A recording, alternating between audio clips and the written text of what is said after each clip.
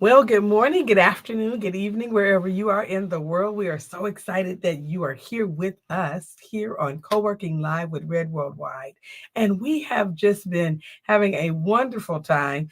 Thank you guys for supporting us and for staying here with us. And I know that you probably have heard this a lot, but since we are on YouTube along with all the other platforms, make sure that if you want to be notified of when our podcasts are coming on, that you actually subscribe, because when you subscribe, that gives us an opportunity to get the message out to you whenever we're going live. And we just really want to make sure that you have access.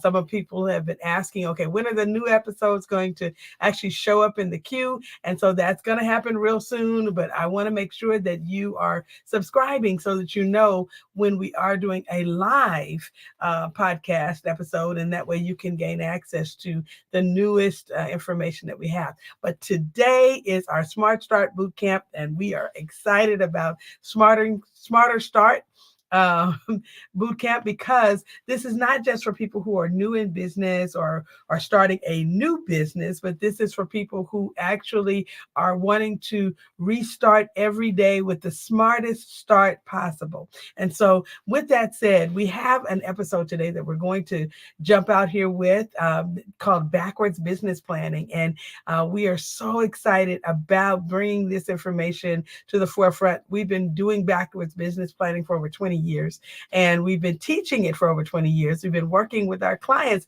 with it for over 20 years, and it's been working for over 20 years. And so we thought that we might bring it forward on one of the podcasts to help people understand what it is, how it works, and then if you want to do a deeper dive where you have more information about it, then we can make that happen. But today's episode, I want to start with just a small little video that can help you understand a little bit more about business planning. And part of the Smarter Start Boot Camp process is that we release an episode, we talk about what it is, and then we give you some steps to being able to use that information. So we're going to do that today. We're going to talk about the definition and concept of what backwards business planning is. It's really just starting with the end goal in mind. And when you look at where you want your end goal to be and you course your path back to your day one, then it gives you the ability to have a clearer vision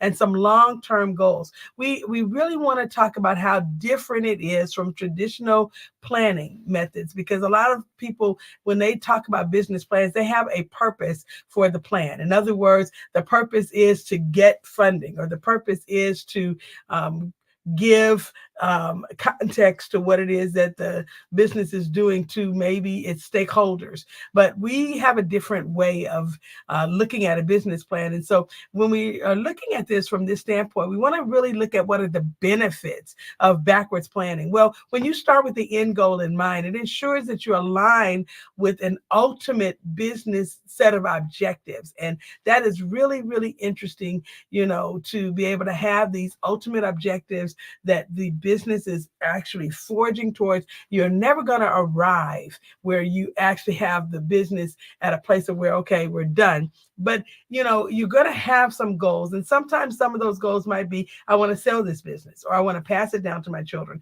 or I want to pass it down to the next level of managers, or I want to chairman the board. So when we're looking at these concepts from that standpoint, we did an episode a few weeks ago, and it was last week, in which we talked about the freedom point. Your freedom point. It was a freedom workshop. We talked about all of the goals that you might have with your business. And when we're doing the backwards business planning, we have those goals in the forefront of our mind. Then also, when you're backwards business planning, it helps you identify potential challenges and some potential what you might see as barriers early. Because when you're doing it from the standpoint of looking at where you're going, then you can kind of look at the context of everything that might be needed, to get you there. And when you're coursing your path back to your day one, you're going to be able to see, coming back to day one, the things that you're going to need to do ahead of time.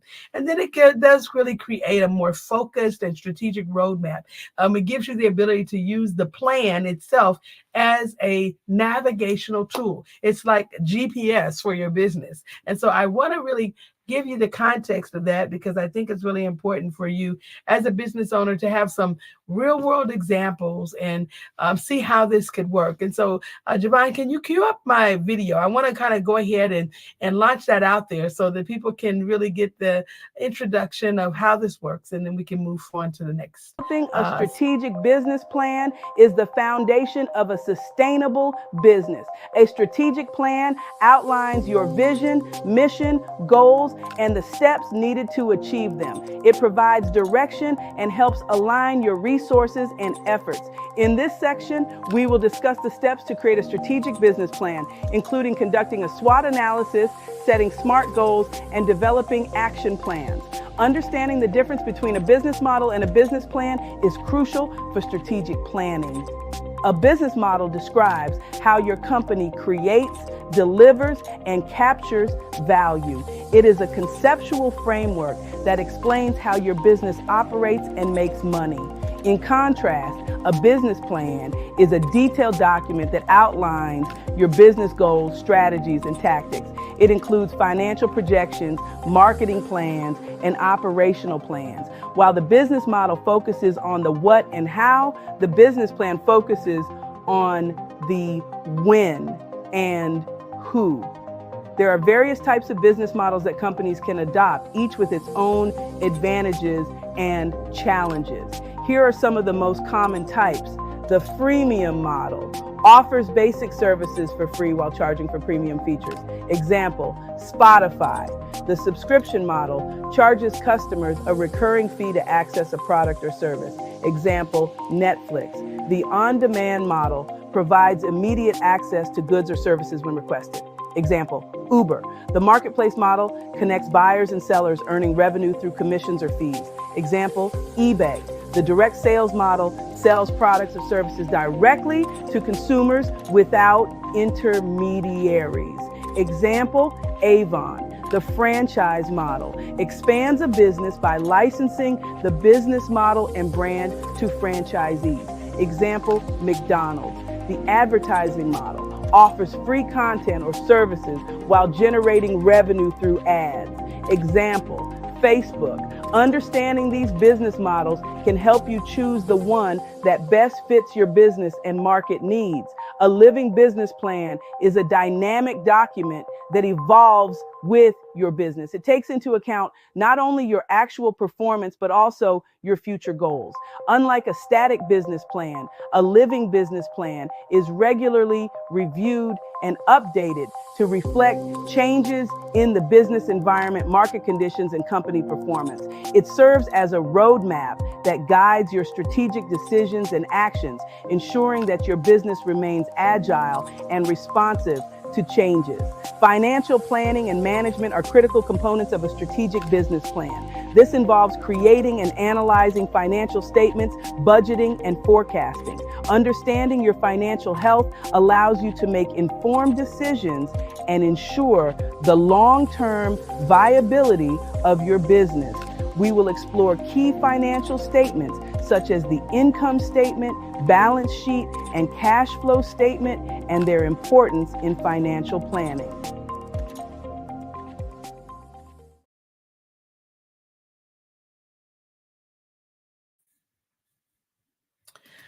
Well, now that we've kind of taken a look at those concepts of the strategic business plan and the difference between a model, a business model, and a business plan, I want to kind of take a step back, because I want to make sure you understand that when we are stepping out here to do our business planning, our backwards business planning, we have to really understand the model, and that's going to be very, very key as we're moving forward in, looking at building out a living business plan and what that means, and understanding how the strategic plan works in the context of this living business plan. And so let's talk about those models that we, looked at a few minutes ago. When you are starting your business, it's important for you to understand the concept of how you're going to enter the market and having a business model, and some of you guys may have even heard of a business model canvas where you actually throw your model up on a one-page business plan. We've kind of talked about the one-page business plan or the lean canvas. Some of us have looked at the Smart Start business canvas, that's put out by the college where I have attended. I want you to be thinking about, how will you enter the market? What is it that you're going to do, to get people to utilize your services? And so as we're looking at it from that standpoint, I want you to be thinking about, well, what is this business model and how does it work? For most of us, when we're thinking about and Javon, you can go ahead and put up my slide.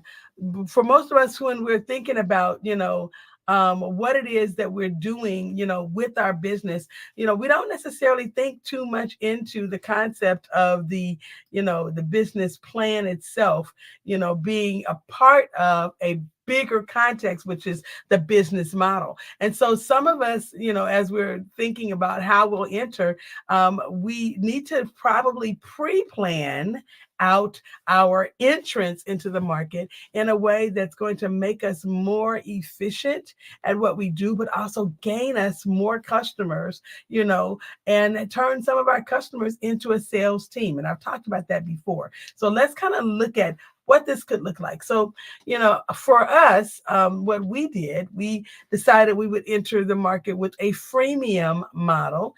Okay. And so the freemium, FREEMIUM model allowed us to introduce our concepts to the world. Okay. They would come for free initially, and then if they like us, they'd continue, right? So we allowed people to pilot alongside of us when we first started, by getting a scholarship, and we gave everybody that asked a scholarship.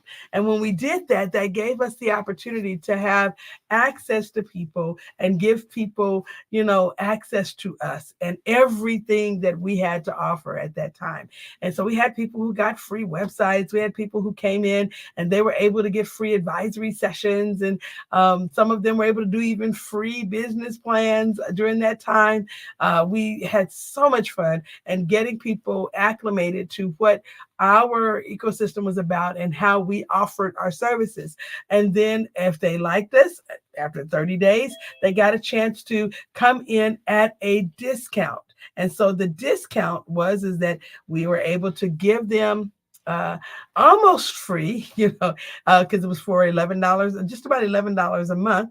They were able to get, continued access to us. And we had lots and lots of wonderful extended services that we were able to give them. They got discounts, for websites and discounts for phone service and discounts on domain names and discounts on so many things that were just an added value to the real service, which was the business advisory, business coaching, entity formation, and for that matter, helping them to actually grow a tremendously valuable business. Those were the things that were our mainstay components.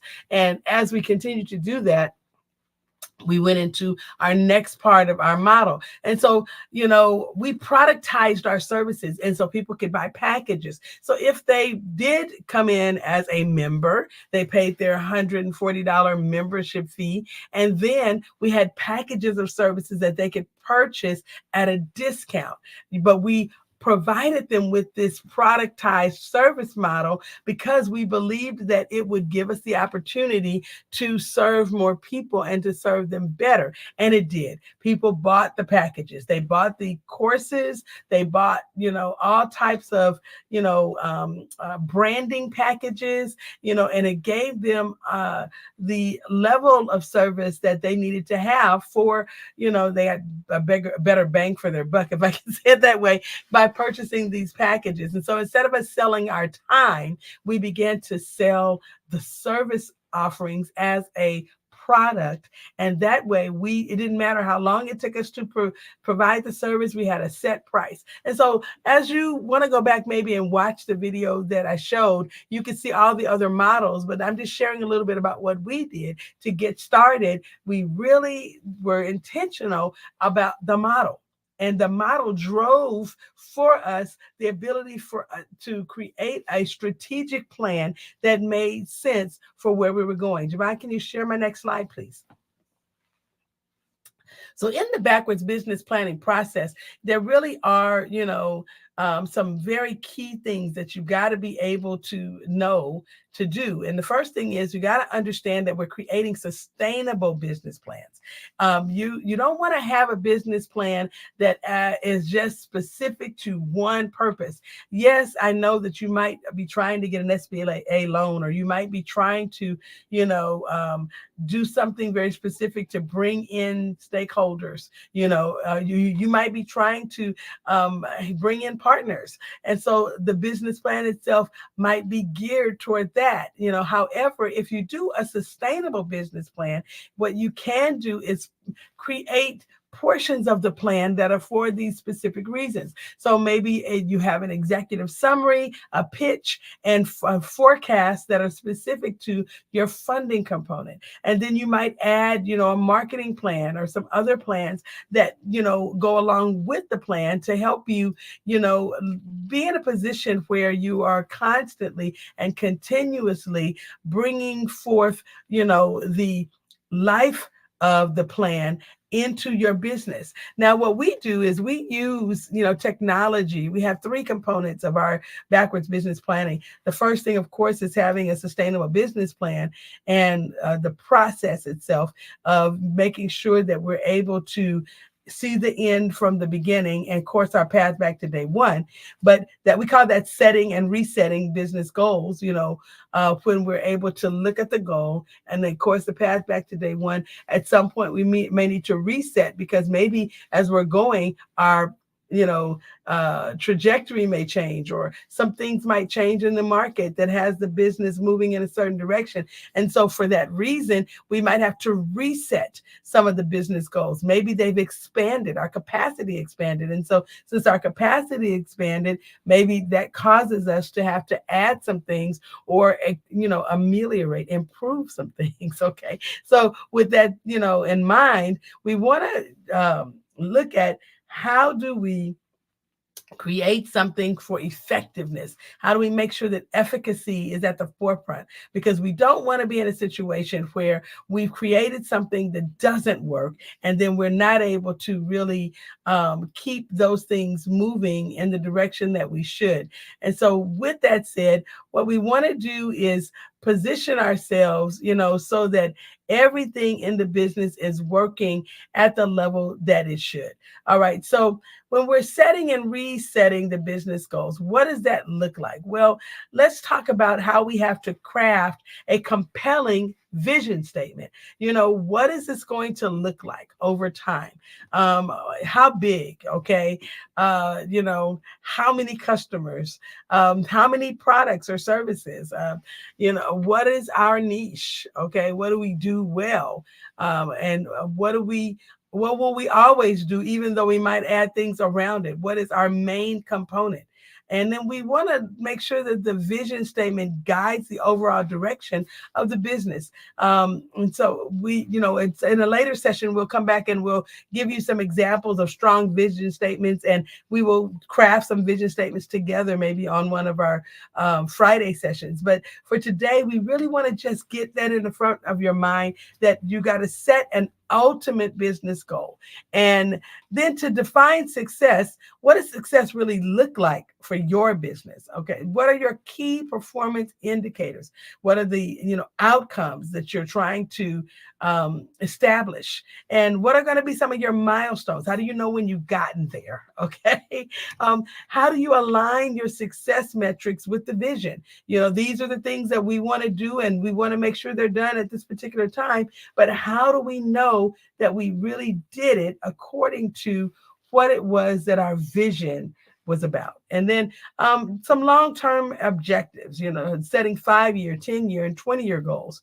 And I would say, for me, and when we did our Q4 summit last year and then the Q1 summit, we talked about setting 1 and 3-year goals for people who were new. And then, of course, 5, 10, and 20-year goals. And there's a really important part of this, though. We want to make sure that our business is scalable and sustainable, not just, are we going to exist, but how are we going to exist? And then how do we balance our ambition with practicality? Because sometimes some of us get really ambitious and we want to do it all today. Okay. And I understand that because I've been there where I had something I was very excited about and I wanted to do it all today.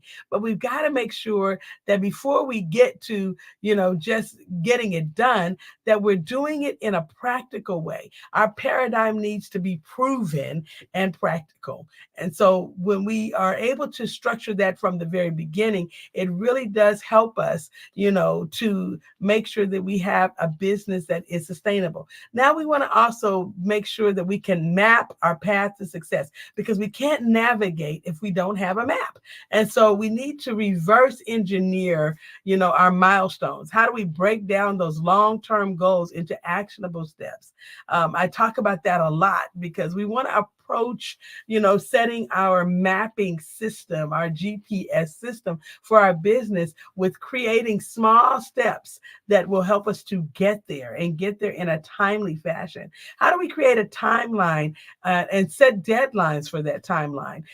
Around that big goal that we have, how do we create this, timeline that says by this time we'll be here, by this time we'll be here, by this time we'll be here? Well, we have to be able to ensure that our milestones are measurable, but that they also are attainable. Sometimes we'll set lofty goals and it'll be, I really want to be at 3 million in 6 months. Okay. Well, unless you're selling products that are $50,000 a piece and, you have a huge team, sometimes that might be a goal that you would have to spread out over more time. So you really need to make sure your milestones are measurable, but that they are attainable. Okay. How do we identify our resources and the requirements that we're going to need? Well, we got to assess the resources, at every stage. Some things that we might need at stage 1, we may need twice as many of those things at stage 2. And so we've got to be able to have good assessment tools to help us, make sure that we've got our resource allocation in place, and that if we need to, we have supply chain management moving forward with us while we're allocating these resources so they can be sourcing your supply while you're planning. That is really a smart way to, go into this mapping process. Then you got to be able to financially plan and budget at every level. So since we're backwards business planning, we've got to start our financial plan, at the very beginning when we're looking at our end goal. And when we're coursing our paths back to day 1, that financial plan needs to be something that we're working on all the while we're moving back to day 1. We got to look at also the talent that we might need. I really was impressed when looking at, and doing a deeper dive in one of the case studies that I did on Steve Jobs, because one of the things that I learned about him is that sometimes he had to buy the talent. And that meant buying a company. Okay. And I have come to understand that that may not be something that's attainable for all of us. But when you look at it, there may be ways that you can buy the talent without spending a dime. And we'll talk about that in a future session. But I tell you, I've bought talent and development without ever coming out of my pocket to do anything. However, there was a bartering system that went into place that caused me the ability to gain access to very talented and capable people.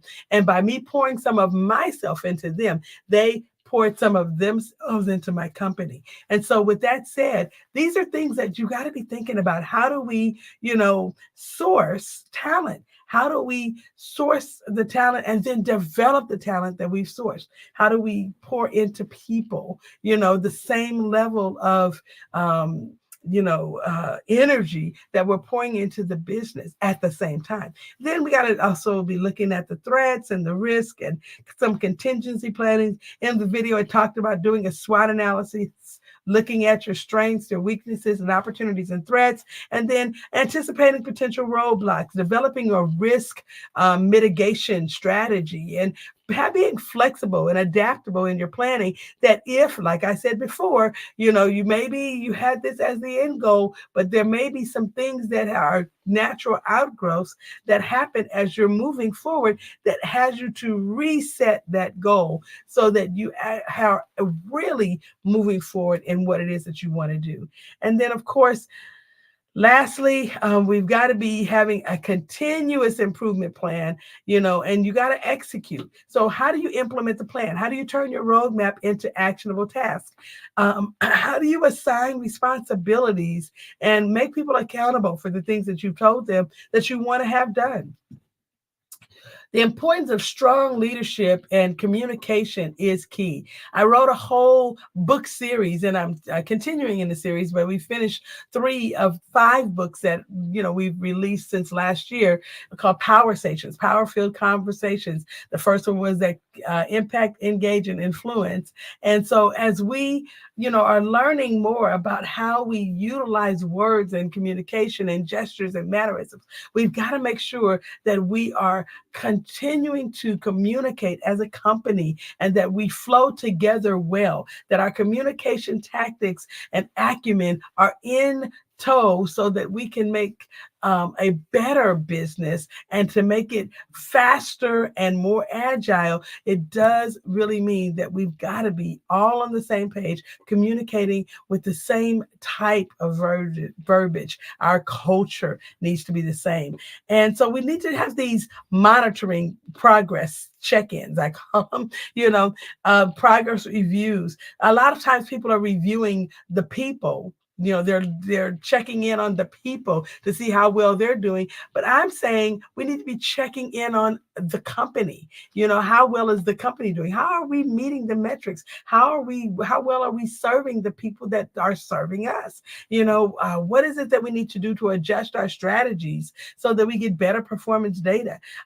We have to celebrate our achievements and we have to learn from our failures, but we've got to monitor, we got to measure, because we need to have a way of knowing what we need to do next and how we can do it better. Then lastly, we got to adopt a growth mindset in that continuous improvement process, the CIP. We have to be able to seek feedback and make improvements as we're moving, not just say, get the information and say, okay, this is what we need to fix, and then we take years to make those things happen. But I mean, really make conscious efforts to move forward in a very powerful way. Then we got to stay adaptable to changing conditions, because the landscape of business changes sometimes very, very quickly. And we have to be able to move as it moves. If we don't do that, sometimes we miss out. And so with that said, I want to make sure that, we are staying